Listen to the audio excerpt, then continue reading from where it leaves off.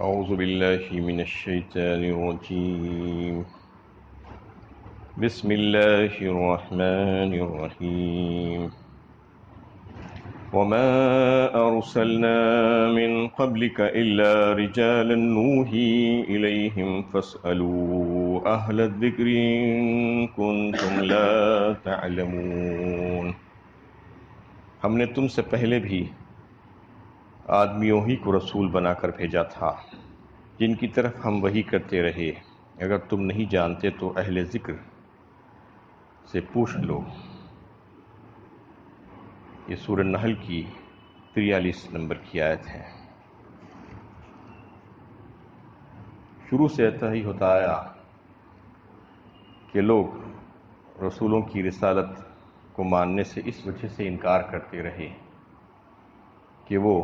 انسان ہیں، انسان کے علاوہ کوئی دوسری مخلوق کو دیکھنا چاہتے تھے۔ وہ یہ کہتے کہ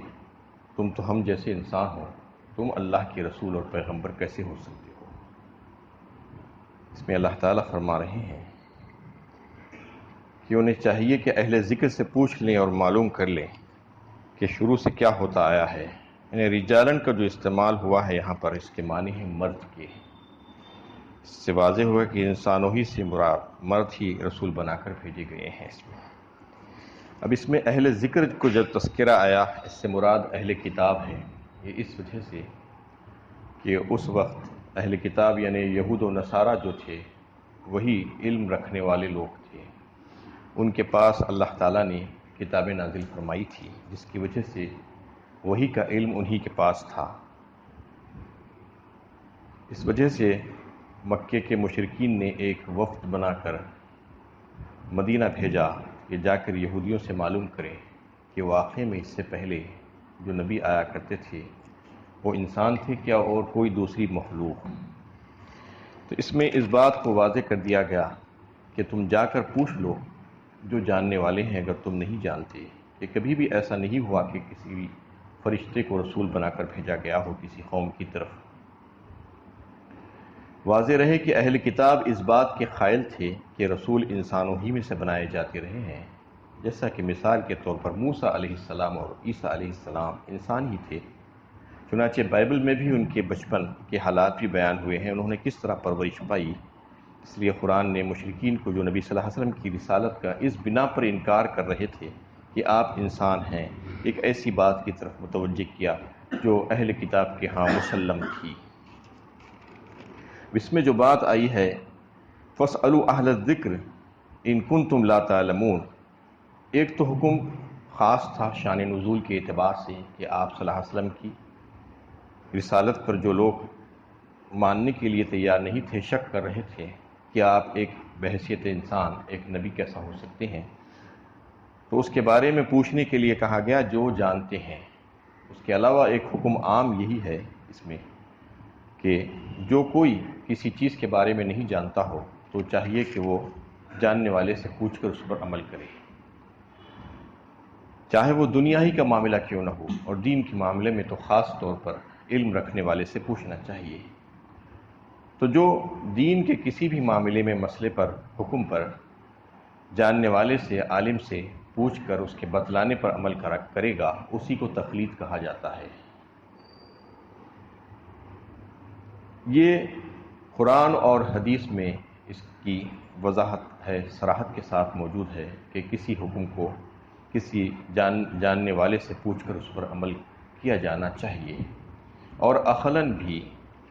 یہی چیز ثابت ہوتی ہے کہ اگر آپ نہیں جانتے ہیں تو کیا کریں گے آپ؟ اس کا طریقہ کار تو یہی ہے کہ جو جانتا ہے اس سے پوچھ لیا جائے، تو جاننے والا ہے اس سے پوچھ لینا ہی اصل مسئلے کا حل ہے۔ اور شروع سے امت میں اگر آپ دیکھیں تو صحابہ کرام سے لے کر یعنی آج تک اسی ضابطے پر عمل ہوتا آیا ہے، اور جو تقلید کے منکر ہیں وہ بھی اس بات سے انکار نہیں کرتے کہ جو عالم نہیں ہے، جو کسی مسئلے کو نہیں جانتا، اسے چاہیے کہ کسی عالم سے پوچھ کر اس کے فتوے پر عمل کرے۔ اب مسئلہ یہ ہے کہ کوئی جو ہے بالکل جس کو ابتدائی باتیں بھی نہیں معلوم، اس کو اگر سارے علمی دلائل دے دیے جائیں سمجھانے کے لیے قرآن اور حدیث کے تو وہ اس کی تحقیق نہیں کر سکتا، اس کو سمجھ اور پرکھ نہیں سکتا۔ اس لیے چاہیے کہ جو جاننے والا نہیں ہے وہ کسی اچھے انسان کو جو مستند ہے، عالم ہے، اس سے پوچھے، اور اس سے پوچھ کر وہ جو بھی مسئلے کا حل بتائے، حکم بتائے، اس کو شریعت کا حکم سمجھ کر اس پر عمل کرنے کی کوشش کرے، نہ یہ کہ دلائل پوچھ کر اس پر غور و فکر کرے، کیونکہ ہر ایک کے پاس دلائل کو سمجھنے کی صلاحیت نہیں ہوتی، اس کے لیے بنیادی تعلیم کی بھی ضرورت پڑتی ہے۔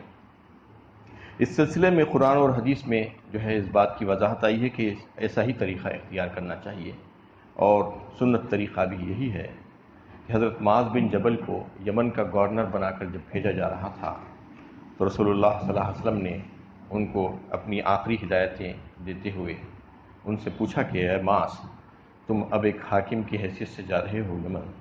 لوگ تمہارے پاس آئیں گے اور تم سے سوالات پوچھیں گے اور احکامات دریافت کریں گے، تو تم ان کو کس طرح سے مطمئن کرو گے اور جوابات دو گے؟ تو انہوں نے کہا کہ میں اللہ کی کتاب یعنی قرآن حکیم کی روشنی میں ان کو جو ہے جوابات دوں گا۔ آپ صلی اللہ علیہ وسلم نے پوچھا کہ اگر اس میں تم نہ پاؤ تو انہوں نے کہا کہ میں آپ صلی اللہ علیہ وسلم کے ارشادات کی روشنی میں جو ہے ان کے جواب دینے کی کوشش کروں گا۔ پھر آپ صلی اللہ علیہ وسلم نے پوچھا کہ اگر تم اس میں بھی نہ پاؤ تو کیا کرو گے؟ تو انہوں نے جواب دیا کہ میں قرآن اور سنت کی روشنی میں ویسے ہی ملتے جلتے جو احکامات تھے اس کو دیکھ کر اپنے قیاس سے اجتہاد کرتے ہوئے استدلال کروں گا، اپنی مسائل کا استنباط کرتے ہوئے اس کا حل پیش کروں گا۔ تو آپ صلی اللہ علیہ وسلم نے خوشی کا اظہار کیا اور آپ کی جو ہے تعریف کی۔ تو اس کا مطلب یہ ہے کہ کسی مسئلے کو اگر اس کا حکم جو ہے بالکل واضح اور صراحتاً موجود نہ ہو قرآن اور سنت میں، کئی ایک ایسے مسئلے ہیں جو آپ پیش آتے رہتے ہیں اور قیامت تک پیش آتے رہیں گے، تو اس سلسلے میں جو ہے یہی کرنا پڑے گا کہ اس کو اجتہاد کے ذریعے سے مسئلہ جو ہے حل کرنا پڑے گا۔ اب جو حضرات غیر مخلدین ہیں وہ تقلید کرنے کو غلط ثابت کرنے کی کوشش کرتے رہتے ہیں اور یہ کہتے ہیں کہ یہ ائمہ اربعہ اور ائمہ کرام کی تقلید کرنا غلط ہے، اور یہ لوگ قرآن اور سنت کی تشریحات کو اپنی پسند اور اپنی مرضی سے کیے تھے۔ یہ بالکل غلط بات ہے، انہوں نے کبھی بھی ایسا نہیں کیا، کیونکہ سب سے پہلی چیز تو یہ ہے کہ قرآن اور سنت میں جو باتیں یعنی صراحت کے ساتھ موجود ہیں اور جس پر صحابہ کرام کو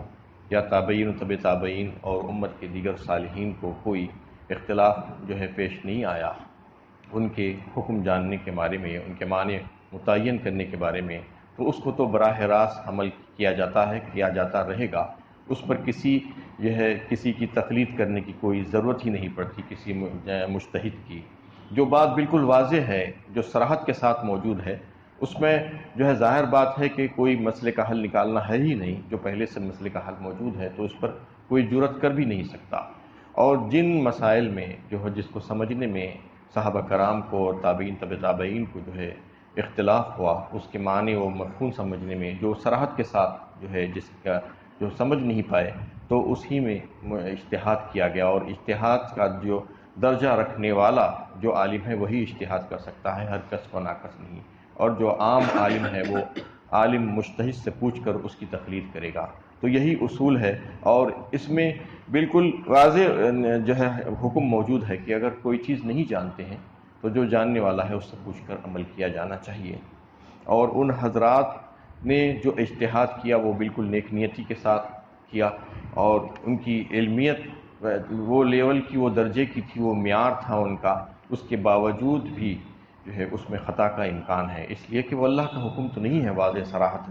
اس میں اللہ تعالیٰ ہی بہتر جانتے ہیں کہ واقعی میں کیا جو ہے اللہ تعالیٰ کی مرضی و منشا ہے۔ اگر اس میں کوئی غلطی بھی ہوتی ہے، ان کی خطا بھی ہو جاتی ہے، تو اللہ تعالیٰ اس کو معاف فرما دیں گے ان کی نیک نیتی کی وجہ سے۔ اور ان کو اللہ تعالیٰ نے اس طریقے سے ان کا جو قرب جو ہے عہد نبوی کے ساتھ تھا، اور صحابہ کرام کی صحبت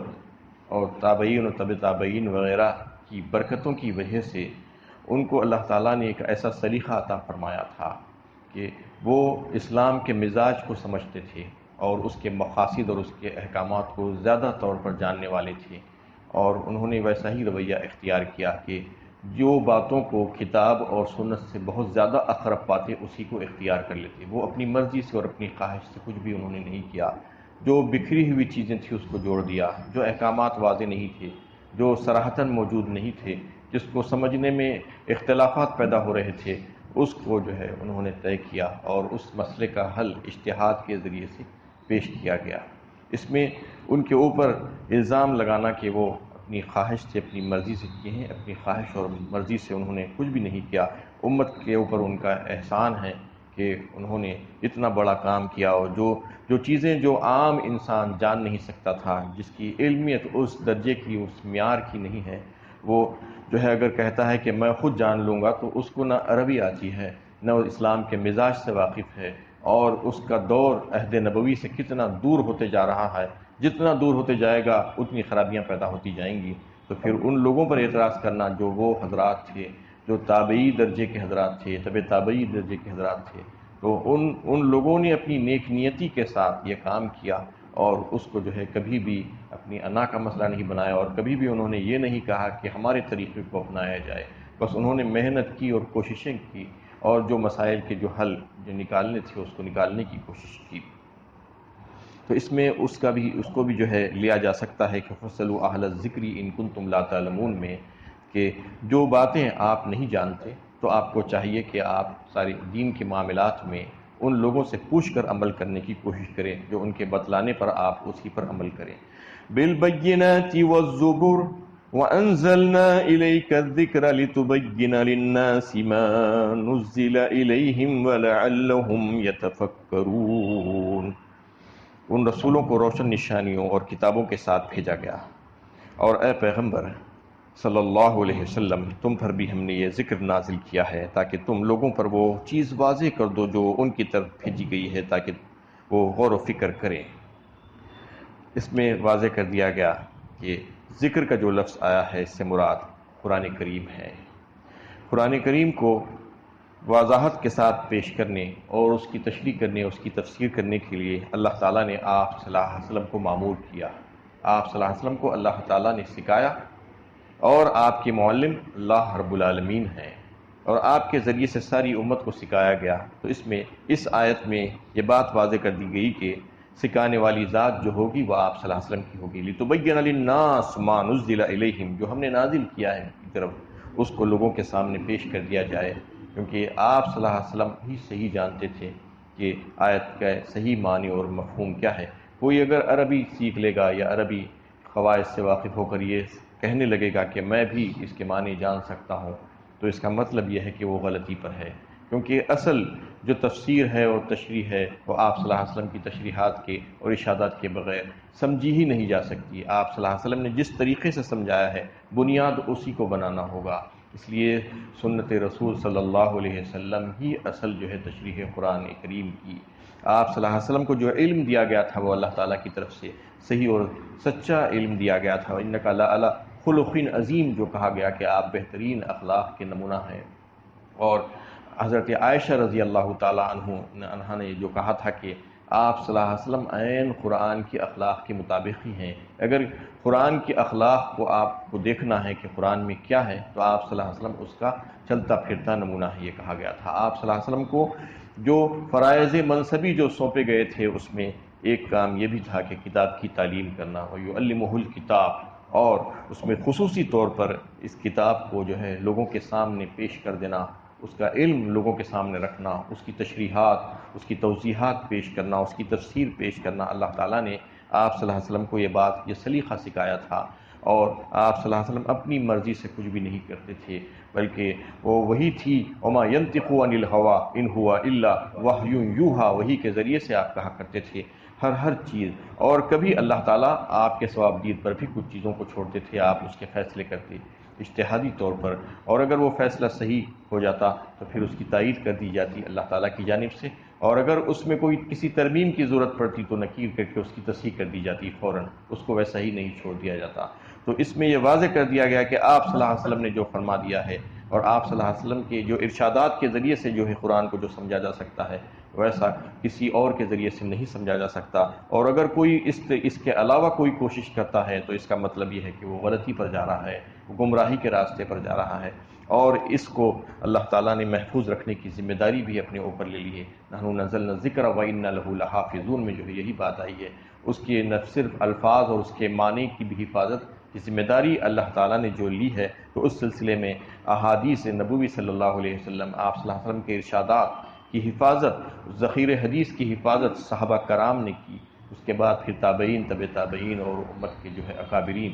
اہل علم حضرات نے اپنی جانوں کو لگایا اس کے لیے، اور اس کی تحقیقات کی، اور اس کی سندیں حاصل کی، اور اس کا علم حاصل کیا، اور یہاں تک اس کو پہنچایا۔ یہ حضرات کا احسان ہے امت کے اوپر، جنہوں نے اس کے پیچھے محنتیں کی اور کوششیں کی۔ اور اگر آج کوئی یہ کہتا ہے کہ احادیث کا ذخیرہ ناقابل اعتماد ہے، تو یہ غلط بات ہے، یہ غلط سوچ اور غلط فکر ہے، کیونکہ اللہ تعالیٰ نے جو ذمہ داری لی ہے وہ صرف الفاظ کی ذمہ داری نہیں لی ہے۔ قرآن کے معنی یہی ہے کہ الفاظ اور معنی دونوں کی حفاظت، اِنَّا نَحْنُ نَزَّلْنَا الذِّکْرَ وَإِنَّا لَهُ لَحَافِظُونَ فرمایا، تو الفاظ کے ساتھ ساتھ معنی کی بھی ذمہ داری ہے۔ تو معنی سمجھنے کے لیے تو احادیث کی ضرورت پڑے گی، اس کے بغیر آپ صلی اللہ علیہ وسلم کی تشریحات کے بغیر کوئی سمجھ ہی نہیں سکتا قرآن کو۔ تو اس لیے ان حضرات نے جو محنتیں کی اور اس کو جو ہے یہاں تک منتقل کیا، تو اللہ تعالیٰ نے ہمارے لیے انتظام کیا اس کی حفاظت کا۔ تو آپ صلی اللہ علیہ وسلم کو اس کام کے اوپر معمور کیا گیا تھا، اور اس آیت سے یہ بات ہمیں پتہ چلتی ہے کہ آپ صلی اللہ علیہ وسلم کو اللہ تعالیٰ نے وہ ساری باتیں بتائی تھی جو آپ نے امت کو بتائی، اس قرآن کی تشریح کرتے ہوئے اور اس کی تفسیر کرتے ہوئے۔ اللہ تعالیٰ سے دعا ہے کہ اللہ تعالیٰ ہمیں صحیح علم و عمل کی توفیق عطا فرمائے۔